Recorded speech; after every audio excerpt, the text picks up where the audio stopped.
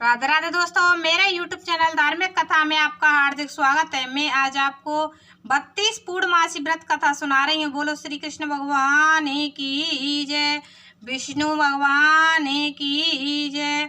द्वापर युग में एक समय की बात है कि यशोदा जी ने कृष्ण से कहा, हे कृष्ण, तुम सारे संसार के उत्पन्न करता, पोषण तथा उसके संहार करता हो। आज कोई ऐसा व्रत मुझसे कहो जिसके करने से मृत्युलोक में स्त्रियों को विधवा होने का भय न रहे तथा यह व्रत सभी मनुष्यों की मनोकामना पूर्ण करने वाला हो।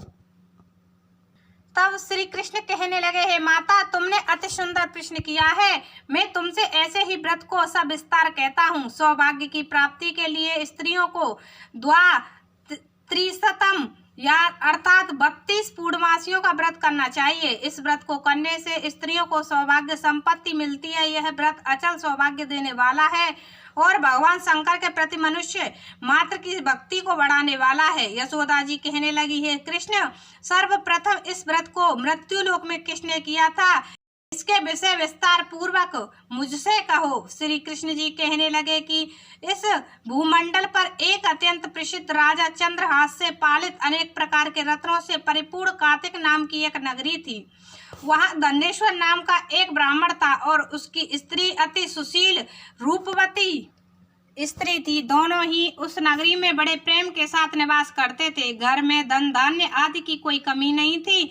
उनको एक बड़ा दुख था, उनके यहाँ कोई संतान नहीं थी। इस दुख से वे अत्यंत दुखी रहा करते थे। एक समय एक योगी नगरी में आया था।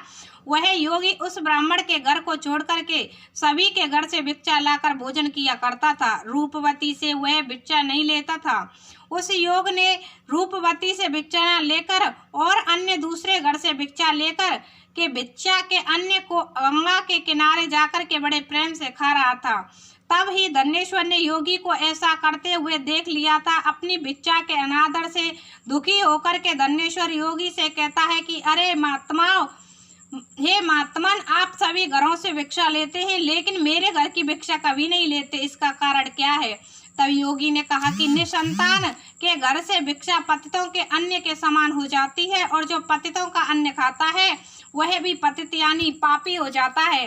क्योंकि तुम निसंतान हो, तुम्हारे यहाँ कोई संतान नहीं है, अतः पतित हो जाने के भय से तुम्हारे घर की भिक्षा नहीं लेता हूँ। धनेश्वर यह बात सुन करके अपने मन में बड़ा दुखी हुआ और हाथ जोड़ करके योगी के पैरों पर गिर पड़ा तथा आतुर भाव से कहने लगा, हे महाराज, ऐसा है तो आप मुझे कोई पुत्र प्राप्ति का उपाय बताइए। आप सब कुछ जानने वाले हैं, आप मुझ पर अवश्य कृपा करें। धन की मेरे यहाँ कोई कमी नहीं है लेकिन पुत्र यानी संतान न होने के कारण बहुत दुखी हो गया हूँ। मेरे इस दुख का हरण कर लीजिए, आप सामर्थ्यवान हैं। तब योगी जी ने यह सुनकर कहने लगी कि हे ब्राह्मण, तुम चंडी देवी की आराधना करो। तब ब्राह्मण घर आकर अपनी पत्नी को पूरी वृतांत कहकर स्वयं वन में चला गया। वहां पर उसने चंडी की उपासना की और उपवास भी किया।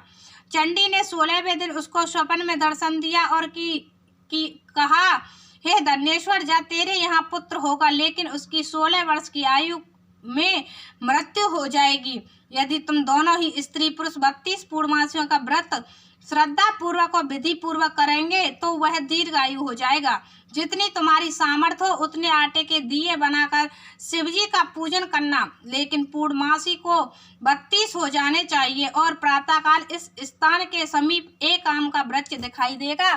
तुम उस पर चढ़कर फल तोड़कर शीघ्र अपने घर चले जाना और अपनी स्त्री को सारा वृतांत बताना और ऋतु स्नान करने के बाद वह स्वच्छ होकर के और शंकर जी का ध्यान करके फल को खा लेगी। तब भगवान शंकर की कृपा से गर्भ ठहर जाएगा।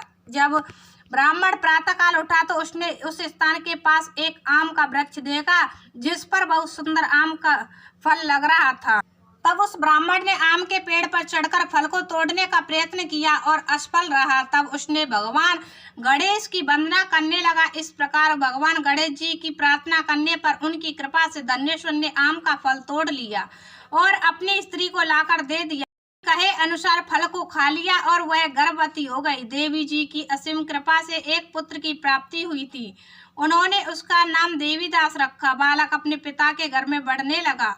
भवानी कृपा से वह बालक बढ़ने में बहुत ही होशियार था। दुर्गा जी के आज्ञा अनुसार उसकी माता ने 32 पूर्णमासी व्रत रखना शुरू कर दिया था, जिससे बालक दीर्घायु वाला हो जाए। 16वां साल लगते ही देवीदास के पिता को बहुत ही चिंता हो गई थी, कहीं उनके पुत्र की मृत्यु इस साल नहीं हो जाए। इसीलिए उन्होंने विचार किया कि यह दुर्घटना उनके सामने हो गई तो वे कैसे सहन कर पाएंगे।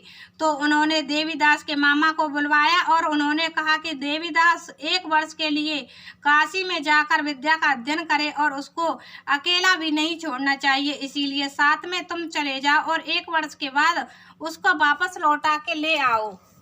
तब सारा प्रबंध करके उनके माता पिता ने देवीदास को एक घोड़े पर बैठा कर उसके मामा को उसके साथ ही भेज दिया, किंतु ये बात उसके मामा या और किसी को पता नहीं थी। धनेश्वर ने अपनी पत्नी के साथ माता भगवती के सामने मंगल कामना और दीर्घ आयु के लिए भगवती की आराधना पूर्णमासियों का व्रत करना आरंभ कर दिया। इस प्रकार उन्होंने 32 पूर्णमासियों का व्रत पूरा किया। कुछ समय पश्चात मामा और भांजा मार्ग में रात्रि बिताने के लिए किसी ग्राम में ठहरे हुए थे। उस दिन उस गांव में एक ब्राह्मण की अत्यंत सुंदर, सुशील और गुणवती कन्या का विवाह होने वाला था। जिस धर्मशाला के अंदर वर और उसकी बारात ठहरी हुई थी, उसी धर्मशाला में देवीदास और उसके मामा भी ठहरे हुए थे। संयोगवश कन्या को तेल आदि चढ़ाकर मंडप आदि का कृत्य किया गया तो लगन के समय वर को धनुर्वाद हो गया। अस्तु वर के पिता ने अपने कुटुंबियों से परामर्श करके निश्चय किया कि यह देवीदास मेरे पुत्र जैसा ही सुंदर है, मैं इसके साथ ही लगन करा दूं और बाद में विवाह के अन्य कार्य मेरे लड़के के साथ हो जाएंगे। ऐसा सोचकर देवीदास के मामा से जाकर बोला कि तुम थोड़ी देर के लिए अपने भांजे को हमें दे दो, जिससे विवाह के लगन का सब कृत्य सुचारू रूप से हो सके। तब उसका मामा कहने लगा कि जो कुछ भी आदि कन्यादान के समय वर को मिले वह सब हमें दे दिया जाए तो मेरा भांजा इस बारात का दूल्हा बन जाएगा। यह बात वर के पिता ने स्वीकार कर ली और उसने अपना भांजा वर बनने को भेज दिया और उसके साथ सब विवाह कार्य रात्रि में विधि पूर्वक संपन्न हो गया। पत्नी के साथ वह भोजन ना कर सका और अपने मन में सोचने लगा कि ना जाने यह किसकी स्त्री होगी। वह एकांत में इसी सोच में पड़ गया तथा उसकी आंखों में आंसू भी आ गए। तब वधू ने पूछा कि क्या बात है, आप इतने दुखी क्यों हो रहे हो। तब उसने सब बातें जो वर के पिता व उसके मामा में हुई थी उसको बतला दी। तब कन्या कहने लगी कि यह ब्रह्म विवाह के विपरीत हो कैसे सकता है। देव, ब्राह्मण और अग्नि के सामने मैंने आपको ही अपना पति बनाया है, इसीलिए आप ही मेरे पति हैं। मैं आपकी ही पत्नी रहूंगी, किसी अन्य की कदापि नहीं। तब देवीदास ने कहा, ऐसा मत करिए, मेरी आयु बहुत थोड़ी है, मेरे पश्चात आपकी क्या गति होगी, इन बातों को अच्छी तरह विचार लो। परंतु वह दृढ़ विचार वाली थी, बोली कि जो आपकी गति होगी वही मेरी गति होगी। है स्वामी, आप उठिए और भोजन करिए, आप निश्चय ही भूखे होंगे। इसके बाद देवीदास और उसकी पत्नी दोनों ने भोजन किया तथा शेष रात्रि में सोते रहे। प्रातःकाल देवीदास ने अपनी पत्नी को 3 नागों से जड़ी हुई एक अंगूठी दी, एक रूमाल दिया और बोला, है प्रिय, इसे लो और संकेत समझकर स्तरचित हो जाओ। यदि मैं जीवित रहा तो अवश्य वापस आऊंगा, अन्यथा समझ लेना मेरी मृत्यु हो गई है। यह समझकर वह चला गया। प्रातःकाल होते ही वहां पर गाजे बाजे बजने लगे और जिस समय विवाह के कार्य समाप्त करने के लिए वर तथा सब बाराती मंडप में आए तो कन्या ने वर को भली प्रकार से देखकर अपने पिता से कहा कि यह मेरा पति नहीं है, मेरा पति वही है जिसके साथ रात्रि में मेरा पाणी ग्रहण हुआ था, इसके साथ मेरा विवाह नहीं हुआ है। यदि यह वही है तो बताए कि मैंने इसको क्या दिया। मधुपर्क और कन्यादान के समय जो मैंने भूषण आदि दिए थे उन्हें दिखाए तथा रात में मैंने क्या गुप्त बातें कही थी वह सब सुनाए। पिता ने उसके कथानुसार वर को बुलवाया। कन्या की यह सब बातें सुनकर वह कहने लगा कि मैं कुछ नहीं जानता। इसके पश्चात लज्जित होकर वह चला गया और सारी बारात भी अपमानित होकर वहां से लौट गई। इस प्रकार देवीदास काशी चला गया। जब कुछ समय बीत गया तो काल से प्रेरित होकर एक सर्प रात्रि के समय उसको डसने के लिए वहां पर आया, परंतु व्रत के प्रभाव से उसको काट ना पाया, क्योंकि पहले ही उसकी माता ने 32 पूर्णमासी का व्रत कर रखा था। इसके बाद मध्य माह के समय स्वयं काल वहां पर आया और उसके शरीर से उसके प्राणों को निकालने का प्रयत्न करने लगा, जिससे वह मूर्छित होकर पृथ्वी पर गिर पड़ा। भगवान की कृपा से उसी समय पार्वती जी के साथ श्री शंकर जी वहां पर आ गए। उसको मूर्छित दशा में देखकर पार्वती जी ने भगवान शंकर से प्रार्थना की, हे महाराज, इस बालक की माता ने पहले ही 32 पूर्णमासी का व्रत किया था, जिसके प्रभाव से इसका मृत्यु दोष कट गया। भवानी के कहने पर भक्त वत्सल भगवान शिव जी ने उसको प्राण दान दे दिया।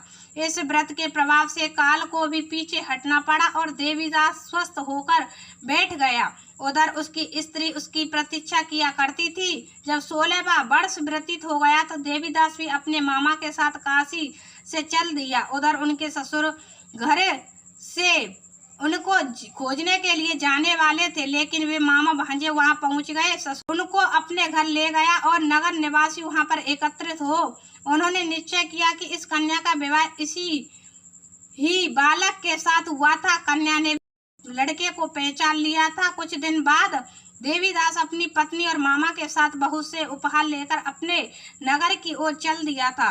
जब वह गांव के निकट आ गया तो वहां के लोगों ने उसे देखकर उसके माता पिता को पहले ही खबर दे दी, तुम्हारा पुत्र देवीदास अपनी पत्नी और मामा के साथ आ रहा है। ऐसा सुनकर उसके माता पिता बहुत ही खुश हुए थे। पुत्र वधू की आने की खुशी में धन्येश्वर ने बहुत बड़ा उत्सव मनाया। श्री कृष्ण जी कहने लगे कि इस प्रकार धन्येश्वर 32 पूर्णमासियों के व्रत के प्रभाव से पुत्रवान हो गया। जो भी स्त्री इस व्रत को करती है वे जन्मांतर के वैधव्य का दुख नहीं भोगती हैं और सदैव सौभाग्यवती रहती हैं। यह मेरा वचन है, इसमें कोई संदेह नहीं है। यह व्रत पुत्र पौत्रों को देने वाला तथा संपूर्ण मनोकामना को पूर्ण करने वाला है।